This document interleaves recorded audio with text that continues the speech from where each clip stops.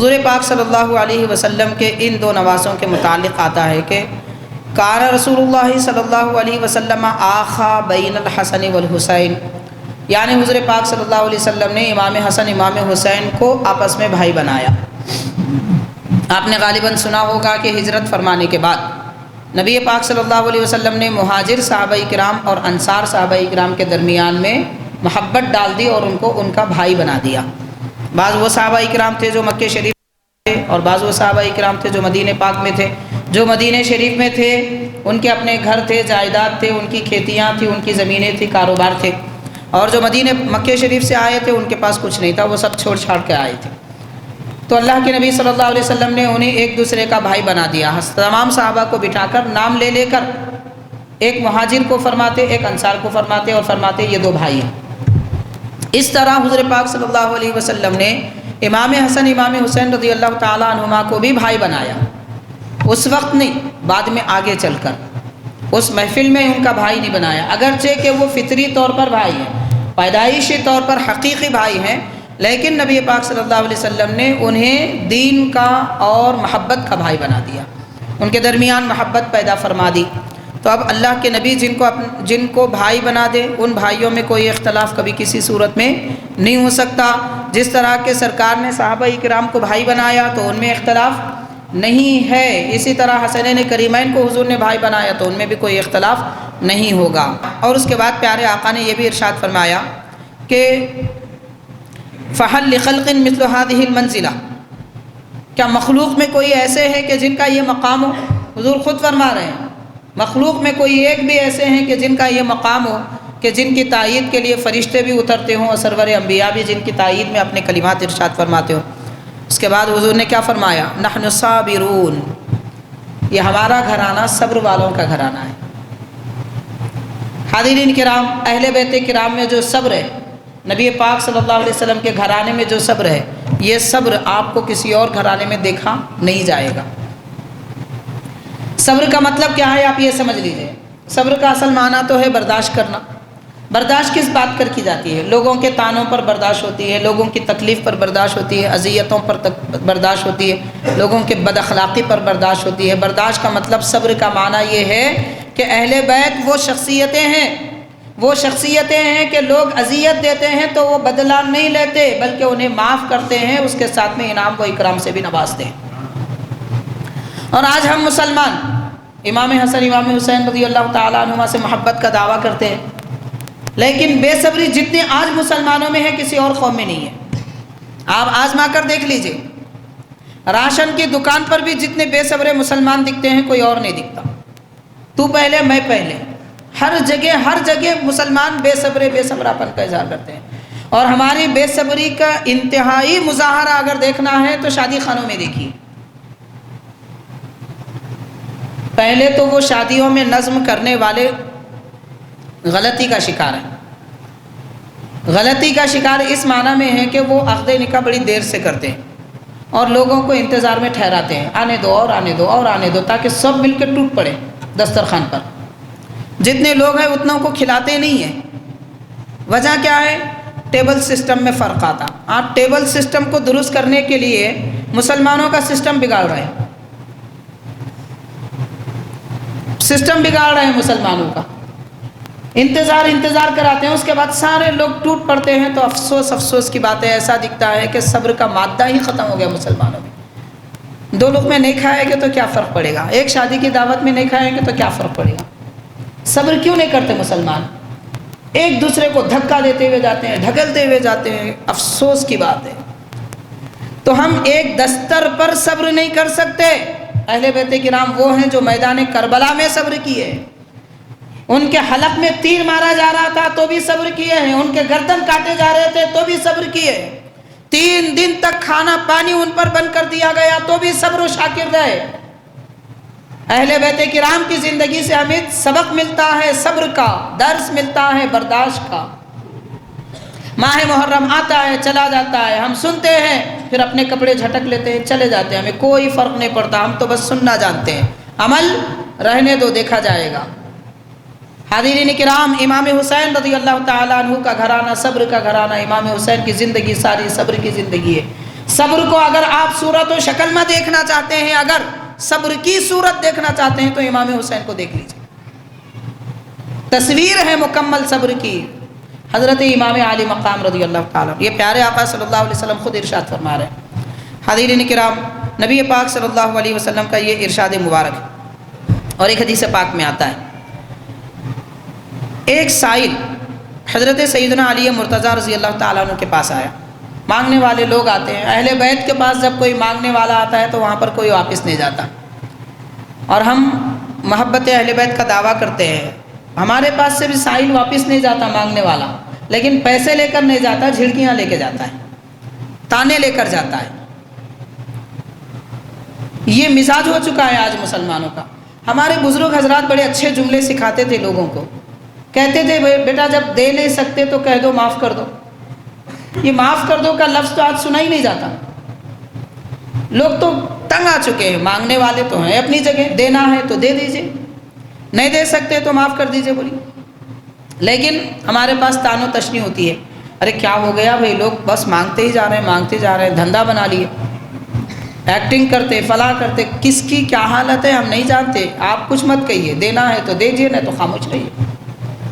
تو مولا علی رضی اللہ تعالیٰ عنہ کے پاس مانگنے والا آیا، حضرت علی رضی اللہ تعالیٰ عنہ نے امام حسن یا امام حسین دونوں میں سے کسی ایک سے فرمایا بیٹا گھر جاؤ، اذهب الى امک، ارشاد فرمایا اذهب الى امک فقل لها ترکت عندك 6 دراہم فہات منها درہما، کہ جاؤ اپنی والدہ محترمہ کے پاس اور ان سے کہو کہ میں نے تمہارے پاس 6 درہم رکھائے تھے، 1 درہم دے دو۔ تو گئے امام حسن یا امام حسین جو بھی تھے، سیدہ کائنات فاطمہ رضی اللہ تعالیٰ عنہ سے کہے تو حضرت فاطمہ رضی اللہ تعالیٰ عنہ نے فرمایا انما ترکت 6 دراہم للدقیق، آپ نے جو 6 درہم رکھے تھے بیٹا بابا سے کہہ دو کہ آپ نے جو 6 درہم رکھے تھے وہ آٹا لانے کے لیے رکھے تھے، اگر 1 درہم کم ہو گیا تو پھر آٹا نہیں ملے گا، شاید اس وقت 1 سیر 1 کلو کے مقدار میں آٹا 6 درہم میں ملتا تھا، یا جتنی ضرورت کا آٹا گھر کے لیے تھا وہ اتنے میں ملتا تھا، تو 1 درہم کم ہو گیا تو آٹا نہیں ملے گا۔ تو حضرت مولا علی رضی اللہ تعالیٰ عنہ فرماتے ہیں بیٹا جاؤ 6 درہم پورے لا لو، میں نے تو 1 درہم مانگا تھا، 6 درہم پورے لا لو۔ اب 6 درہم گھر میں نہ رہے کوئی بات نہیں ہے، لیکن سائل واپس نہیں جانا چاہیے۔ اس کے بعد کیا فرماتے ہیں، یہ حدیث پاک کا کلمہ ہے، حضرت مولا علی رضی اللہ تعالیٰ عنہ فرما رہے ہیں، یعنی سرکار نے ارشاد فرمایا، کیا ہے ارشاد فرمایا لا يصدق ایمان عبد حتى يكون بما في يد الله اوثق منه بما في يده، سرکار نے ارشاد فرمایا کہ مومن کا ایمان اس وقت تک کامل نہیں ہوگا جب تک کہ اپنے ہاتھ میں جو ہے اس سے زیادہ بھروسہ اللہ کے پاس جو ہے اس پر ہو۔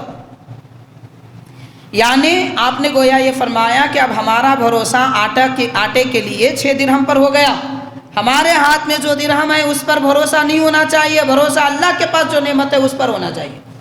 اسی لیے میں نے کہا کہ 6 درہم لا لو، ہم سارے کے سارے فقیر کو دے دیں گے، سائل کو دے دیں گے۔ تو وہ لے کر آئے، سب کے سب دے دیے۔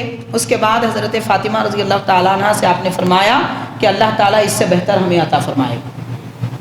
حضرت مولا علی رضی اللہ تعالیٰ عنہ گھر کے باہر تھے، حسنین کریمین بھی ساتھ تھے، تو وہاں سے ایک شخص ایک اونٹنی لے کر جا رہا تھا، تو آپ نے اس سے پوچھا کہ اونٹ بیچے گا؟ تو اس نے کہا کہ ہاں حضرت میں فروخت کرنے کے لیے تو جا رہا ہوں۔ کتنے میں بیچے گا؟ دیکھیے گھر میں اب 1 درہم نہیں ہے، لیکن آپ اب خریدنے کی بات فرما رہے ہیں۔ اللہ تعالیٰ پہ بھروسہ کیا ہوتا ہے یہ بات سمجھنے کی ہے۔ اصل سبق جو ہم کو ملتا ہے اہل بیت کرام سے، ابھی پچھلی حدیث پاک سے ہمیں سبق ملا اہل بیت کی زندگی سے صبر کا، اور اب سبق ملتا ہے اہل بیت کی زندگی سے اللہ کی ذات پر توکل اور بھروسے کا، جو آج ہم مسلمانوں میں بالکل نہیں ہے، نام و نشان نہیں ہے۔ اللہ پر بھروسہ کہاں ہے، کس کے پاس ہے، نظر ہی نہیں آتا۔ سارا بھروسہ پیسے پر، سارا بھروسہ جائیداد پر، سارا بھروسہ اپنی طاقت پر، سارا بھروسہ اپنے رشتہ داروں پر اور اپنے گھر بار پر۔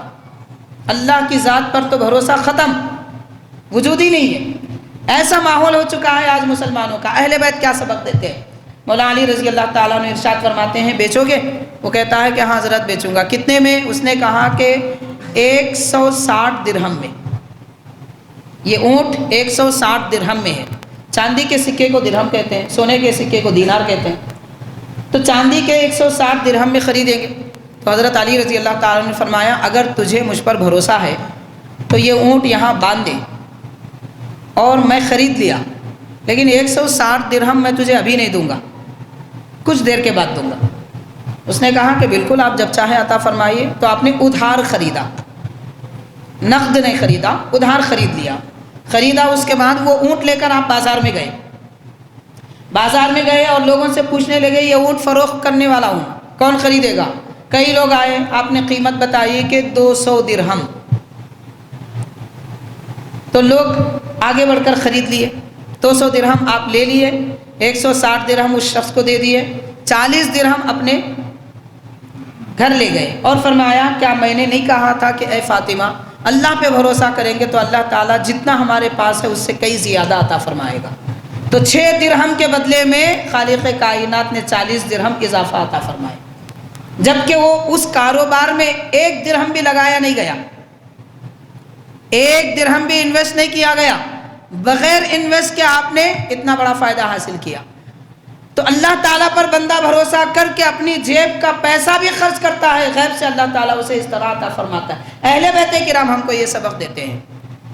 عاشورے کے دن امام علی مقام رضی اللہ تعالیٰ عنہ کی زندگی سے، اہل بیت کی زندگی سے کچھ سیکھتا ہے تو حاضرین یہ سبق سیکھیے، اپنی زندگی میں تبدیلیاں پیدا کیجیے۔ کب تک ہماری زندگی بے تعلقی میں، شک میں، گمان میں، نا امیدی میں گزرتی رہے گی؟ یہ بیان کیا جا رہا ہے۔ اور ایک بات یہاں سے ایک اور سبق ہم کو یہ بھی ملتا ہے، آج کل کے ہمارے مسلمان نوجوانوں میں اکثر لوگ بے روزگار ہیں، اکثر لوگ بے روزگار ہیں، عمریں 30-35 ہو گئی مگر کمائی کچھ نہیں ہے۔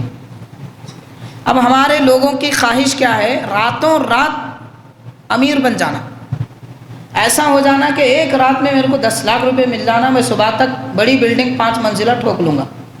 یہ خیالات ہیں لوگوں کے۔ کاروبار کریں گے تو سیدھا 10-12 لاکھ روپے لگا کے کریں گے، اس کے بغیر تو کاروبار ہوتا ہی نہیں۔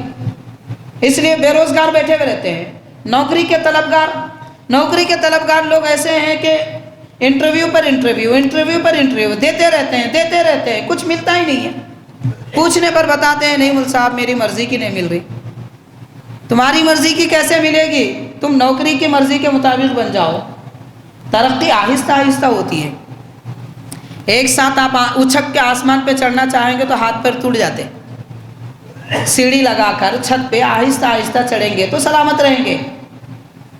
تو حاضرین، حضرت مولا علی رضی اللہ تعالیٰ عنہ کے اس معاملے سے سبق یہ ملتا ہے کہ کاروبار کرنے کے لیے 1 درہم کی بھی ضرورت نہیں ہے، بھروسہ کافی ہے آدمی کا، آپ بھروسے پہ بھی کاروبار کر سکتے ہیں۔ اکثر نوجوانوں کو شکایت ماں باپ سے رہتی ہے، ہمارے ابا ہمارے کو پیسے ہی نہیں دیتے، ہم کاروبار کرنا چاہتے ہیں۔ ابا آپ کو پال پوس کے اتنا بڑا کیے، 28 50 30 سال تک بنا دیے، یہ کافی نہیں ہے آپ کو؟ اور کب تک لوٹتے رہیں گے ابا کی جیب؟ خود بھی کچھ کریے۔ بھروسے پہ بیٹھے ہوئے رہتے ہیں ماں باپ کے بھروسے پر، اور زندگیاں گزر جاتی ہیں۔ اور ماں باپ کیا کرتے ہیں؟ اولاد کی شادی نہیں کرتے جلدی۔ کیا ہوا؟ بولے تو ہمارا بچہ ابھی پاؤں پہ کھڑا نہیں ہوا، 30 سال ہو گئے پاؤں پہ نہیں کھڑا ہوا۔ 2 سال میں بچے تو ماشاءاللہ چلنے پھرنے لگ جاتے ہیں، اور ان کا بچہ 30 سال کا ہو گیا پاؤں پہ نہیں کھڑا ہوا اب تک، مطلب کاروبار نہیں ہے اس لیے شادی نہیں کر رہے۔ تو آپ پہلے کاروبار سے لگائی کیوں نہیں؟ یہ وقت پر شادی نوجوانوں کی نہ کرنے کی وجہ سے بے راہ روی عام ہوتی جا رہی ہے۔ مسلمان لڑکیاں غیر مسلمین کے ساتھ نظر آتے ہیں، مسلمان لڑکے غیر مسلمین عورتوں کے ساتھ نظر آتے ہیں۔ بے حیائی کا بازار گرم ہے، حیا ختم ہو چکی ہے۔ تو حاضرین کرام، یہ فساد کی جڑ سب چیزیں ختم کرنا ہے۔ اہل بیت کرام کی زندگی ان کے نقش قدم پر چلیے، ان کی طریقے کو دیکھیے مولا علی رضی اللہ تعالیٰ عنہ کیا سبق دیتے ہیں۔ امام حسن امام حسین رضی اللہ تعالیٰ عنہ کے زندگی سے ہمیں کس طرح کا سبق ملتا ہے۔ حاضرین، حدیث پاک میں آتا ہے کانا یصلی، حضور پاک صلی اللہ علیہ وسلم نماز ادا فرماتے تھے تو اس درمیان میں والحسن والحسین یلعبان ویقعدان علی ظہرہ، کہ حضرت امام حسن امام حسین رضی اللہ تعالیٰ عنہما حضور پاک صلی اللہ علیہ وسلم جب نماز ادا فرما رہے ہیں، حضور سجدے میں جاتے تو کھیلتے کھیلتے یہ حضرات دونوں آ جاتے سرکار کی پشت اتھر پر، آپ کی پیٹھ مبارک پر سوار ہو جاتے، بیٹھ جاتے۔ دوسری حدیث پاک میں آتا ہے جو ترمذی وغیرہ کی حدیث ہے، جب تک وہ پیٹھ سے اتر نہیں جاتے نبی پاک صلی اللہ علیہ وسلم سجدے سے سر نہیں اٹھاتے۔ وجہ کیا ہے؟ ارشاد فرماتے ہیں میں اگر سجدے سے اٹھوں تو مجھے اندیشہ ہے کہ میرے نواسے گر جائیں گے، اور وہ گریں گے تو انہیں مار لگے گی۔ غور کیجئے کہ پیٹھ پر سوار نواسوں کو بھی حضور گرنے کے اندیشے سجدہ دراز فرماتے تھے۔ پھر میدان کربلا میں امام حسین رضی اللہ تعالیٰ عنہ کو جو تکلیفیں دی گئی، اذیتیں پہنچائی گئی، پیاسا رکھا گیا، بھوکا رکھا گیا، اور آپ کے متعلق آپ کے اہل خاندان کو آپ کے سامنے شہید کر دیا گیا، اتنی شدت کی تکلیفیں پہنچانے کے بعد بھی کیا وہ اذیت دینے والے، وہ تکلیف دینے والے سیدھے راستے پر ہیں؟ کیا وہ قابل تعریف ہیں؟ آج کئی ایسے لوگ بھی ہیں انتہائی بدبخت قسم کے سخت دل پتھر دل لوگ ہیں، وہ جو یزید اور اس کے پرستاروں کو حق پر کہتے ہیں یا معاذ اللہ امام حسین کو ناحق کہتے ہیں۔ حاضرین کرام، اس سے بڑھ کر ملعون اور اس سے بڑھ کر سخت دل انتہائی نابکار دنیا میں کوئی آدمی نہیں ہے جو اہل بیت کرام کو تکلیف دیا ہے۔ وہ یزید ہے اور اس کی فوج ہے جو 10,000 میدان کربلا میں امام حسین رضی اللہ تعالیٰ عنہ کو شہید کیے ہیں، 10,000 لوگوں نے۔ کیا 72 لوگوں کے مقابل میں 10,000 مقابل ہوتے ہیں؟ پھر بھی آپ غور کیجئے، سید الشہداء امام علی مقام رضی اللہ تعالیٰ عنہ نے میدان کربلا میں کیسے جوہر دکھائے۔ یہ چند باتیں ہیں، روایتیں تو اور بہت ساری ہیں، مگر یہ آخری بات عرض کر کے میں اپنی بات ختم کروں گا۔ نبی پاک صلی اللہ علیہ وسلم کی خدمت میں حضرت فاطمہ رضی اللہ تعالیٰ عنہ اپنے 2 شہزادوں کو لے کر جاتی ہیں۔ سرکار دو عالم صلی اللہ علیہ وسلم کا آخری وقت ہے، حضور بستر پر ہیں۔ حضرت فاطمہ رضی اللہ تعالیٰ عنہ عرض کرتی ہیں کہ پیارے آقا، آپ اپنے ان بچوں کو کچھ عطا فرمائیے۔ آپ غور کیجئے، کیا حضرت فاطمہ رضی اللہ تعالیٰ عنہ اپنے بیٹوں کو امام حسن امام حسین کو حضور کی خدمت میں اس لیے لے گئی تھی کہ حضور کچھ جائیداد دے، زمین کھیت وغیرہ ہے وہ دے دیں، یا کنواں باولی وغیرہ حضور کی ملکیت میں ہے وہ دے دیں؟ یہ کیسے ہو سکتا ہے؟ اگر ایسا ہوتا تو پھر حضرت فاطمہ حضرت مولا علی رضی اللہ تعالیٰ عنہما، کیا ان کے پاس دولت نہیں تھی؟ کیا ان کے پاس کمائی کا ذریعہ نہیں تھا؟ وہ خود اپنی جائیداد بنا لیتے۔ زندگی پر انہوں نے خود اپنی جائیداد نہیں بنائی۔ حضرت مولا علی رضی اللہ تعالیٰ عنہ دو چادریں اوڑھتے تھے اپنی خلافت کے دور میں۔ یہ مت سمجھو حضرت ابوبکر عمر اور حضرت عثمان کے دور میں ایسے تھے۔ حضرت مولا علی رضی اللہ تعالیٰ عنہ، حضرت فاروق اعظم، عثمان غنی، حضرت صدیق اکبر کے زمانے میں بڑے مالدار تھے، انتہائی بڑے مالدار تھے۔ ان کا دور خلافت آیا تو غریبی کو گلے لگا لیا، ساری مالداری جتنی جائیداد تھی سب خرچ کر دی۔ 2 چادروں میں رہتے تھے، وہ بھی جو ہے پھٹی پرانی رہتی تھی، کئی جگہ پیون لگے ہوئے رہتے تھے۔ آپ سے پوچھا گیا حضرت آپ خود خلیفہ ہیں، اتنا معمولی لباس کیوں پہنتے ہیں؟ تو ارشاد فرماتے ہیں اس لباس میں جو لذت ہے وہ لذت کسی اور لباس میں نہیں ہے۔ ایک مرتبہ ایک خادم نے حضرت کی خدمت میں نئی چادر پیش کی، حضرت مولا علی کی خدمت میں، کچھ دیر اوڑھ لیے، اس کے بعد دے دیا اور فرمایا وہ پرانی چادر میں جو مزہ آتا ہے اس میں نہیں آتا۔ پتہ چلا کہ لباس پہننے میں بھی لطف ہوتا ہے۔ حلال کا لباس ہے، ذکر و اذکار کا لباس ہے، جس لباس میں اللہ کی اطاعت عبادت کی گئی ہے، پیارے نبی کا ذکر کیا گیا ہے، وہ لباس برکت والا ہوتا ہے۔ تو حضرت مولا علی رضی اللہ عنہ فرماتے ہیں کہ پرانی چادر میں جو لطف آتا ہے وہ نئی چادر میں نہیں آتا۔ آج ہم کو نئے کپڑوں میں لطف آتا ہے، پرانے کپڑوں میں نہیں آتا۔ پھر بھی ہم اہل بیت کے چاہنے والے ہیں، ہم اہل بیت کے چاہنے والے ہیں، ہم دعوے دار ہیں، ہم کو محبت ہے اہل بیت سے۔ اہل بیت سے محبت ہے تو پھر یہ لباس کی نئے رنگیوں میں کیوں گم ہو رہے ہیں؟ مولا علی نے کیسا لباس پہنا تھا، حسنین کریمین نے کیسا لباس پہنا تھا۔ پیارے آقا صلی اللہ علیہ وسلم خود پرانی چادر اوڑھا کرتے تھے۔ حضرت فاروق اعظم رضی اللہ تعالیٰ عنہ کے لباس میں تو 17 کبھی 11 پیون رہا کرتے تھے۔ تو حاضرین، حضرت فاطمہ رضی اللہ تعالیٰ عنہ اپنے شہزادوں کو کیا دنیا لینے کے لیے آئی تھی؟ وہ جانتی تھی کہ ہمارے آقا صلی اللہ علیہ وسلم کے پاس کوئی جائیداد کوئی دولت نہیں ہے، اور حضور دولت کو پسند بھی نہیں فرماتے۔ ان کو خود معلوم تھا کہ ایک مرتبہ خادم لینے کے لیے گئی تھی کہ حضور میں کام کرتے کرتے میرے ہاتھوں میں گٹھے آ رہے ہیں، خادم آئے ہوئے ہیں مال غنیمت میں، ایک خادم ہم کو عطا فرمائیے۔ سرکار نے فرمایا میری بیٹی ذرا کچھ دیر رک جاؤ۔ سارے خادم دولت سب تقسیم کر دیے لوگوں میں۔ فرمایا اس کے بعد کیا میں خادم سے اچھی چیز آپ کو نہ دوں؟ عرض کرتے ہیں حضور ضرور عطا فرمائیے۔ تو ارشاد فرمایا کہ سبحان اللہ والحمدللہ ولا الہ الا اللہ واللہ اکبر، یہ پڑھا کرو۔ یہ جتنی زیادہ مرتبہ پڑھیں گے آپ کے کام کاج کی ساری تکن ختم ہو جائے گی۔ تو سرکار نے خادم نہیں، آدمی خادم کیوں رکھتا ہے؟ اپنا کام بچ جائے، تھکن نہ ہو، اس وجہ سے تو سرکار نے اس کا متبادل اللہ کا ذکر عطا فرمایا۔ یہ فاطمہ رضی اللہ تعالیٰ عنہ جانتی ہیں کہ حضور دولت عطا نہیں فرمائیں گے، پھر بھی اپنے بچوں کو لے کر جا رہے ہیں، حضور اپنے بچوں کو کچھ عطا کیجئے۔ سرکار بھی جانتے ہیں کہ میری لخت جگر دنیا کی دولت کے لیے نہیں آئی ہے، اس لیے کیا فرمایا پیارے آقا نے؟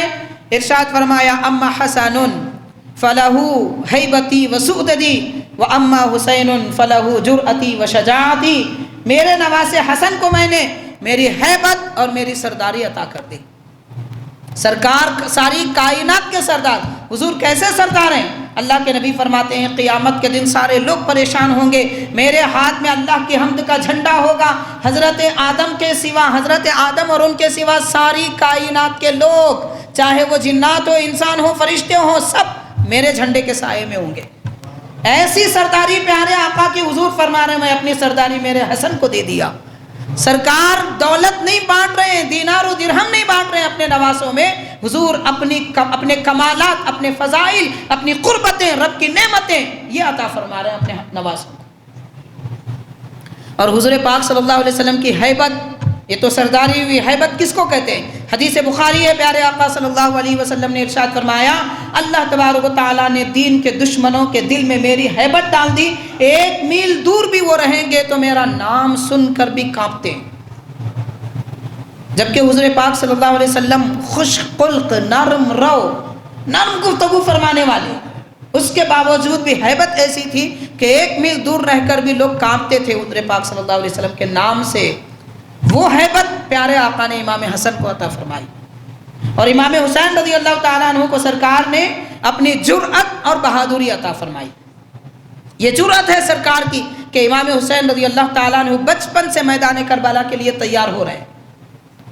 آپ کو بچپن میں بتا دیا گیا میدان کربلا میں آپ کو شہید کر دیا جائے گا، آپ گھر سے بے گھر رہیں گے، پانی نہیں دیا جائے گا، کھانا نہیں دیا جائے گا، 3 دن پیاسے رہیں گے، بھوکے رہیں گے، بچوں کو آپ کے سامنے شہید کر دیا جائے گا، علی اصغر کو سینے پر تیر مار دیا جائے گا، آپ کے سینے پر وہ پل رہے ہوں گے، آپ کے حلق میں تیر مار دیا جائے گا۔ یہ سارے واقعات امام حسین جانتے تھے بچپن سے، مگر اس کے بعد چلتے ہیں، اپنی زندگی گزارتے ہیں تو میدان کربلا کی تیاری میں گزارتے ہیں، ایک لمحے کے لیے خوف نہیں ہے۔ آپ سے کہا جائے، اگر کوئی کہے بیٹا باہر نکل مسجد کے بتاؤں گا، 1 گھنٹہ دیر بعد نکلیں گے۔ یہاں تو بتا دیا گیا بچپن سے کہ آپ کے ساتھ یہ ہونے والا ہے، لیکن یہ بھی بتا دیا سرکار نے کہ بیٹا یہ اللہ کی رضا کے لیے ہے، رب کا فیصلہ ہے، آپ اللہ کی خوشنودی چاہتے ہیں تو اس پر کام اس کو قبول کر لیجئے۔ تو امام حسین رضی اللہ تعالیٰ عنہ میدان کربلا کے لیے اپنی ساری زندگی خود کو تیار کرتے ہیں، اپنے بال بچوں کو تیار کرتے ہیں۔ یہ جرأت ہے امام حسین کی جو سرکار نے عطا فرمائی۔ اور امام حسین کی بہادری کیا ہے؟ بہادری یہ ہے کہ میدان کربلا میں 10,000 فوج کو آپ شکست دے دیتے ہیں۔ 10,000 فوج تھی یزیدیوں کی، اس کو بھی شکست دے دیتے ہیں، 2 آپ سے لڑتے ہیں، 4 آ کے لڑتے ہیں، 10 لڑتے ہیں، 100 کی ٹکڑی آ کے لڑتی ہے، سب کو جہنم رسید کر دیتے ہیں۔ روایات میں آتا ہے کہ آپ تنہا اکیلے 2,000 لوگوں کو جہنم رسید کر دیا، دنیا سے ختم کر دیا اکیلے۔ لیکن جب کہ آپ کے جسم پاک پر 72 نشان ہیں تیر کے، نیزوں کے، تلواروں کے، تیر چبھے ہوئے ہیں، نیزے جسم میں چبھے ہوئے، تب بھی اتنی طاقت ہے اور اتنی بہادری ہے کہ 2,000 کو جہنم رسید کر دیا اور 10,000 سے مقابلہ فرماتے ہیں۔ یہ امام حسین رضی اللہ تعالیٰ عنہ کی بہادری ہے۔ واقعہ کربلا کی ساری واقعات سے ہم کو سبق یہ ملتا ہے کہ لوگوں خود بھی بہادر بنو اور اپنے بچوں کو بہادر بناؤ۔ بزدلی والی زندگی اچھی نہیں ہے۔ اب بہادر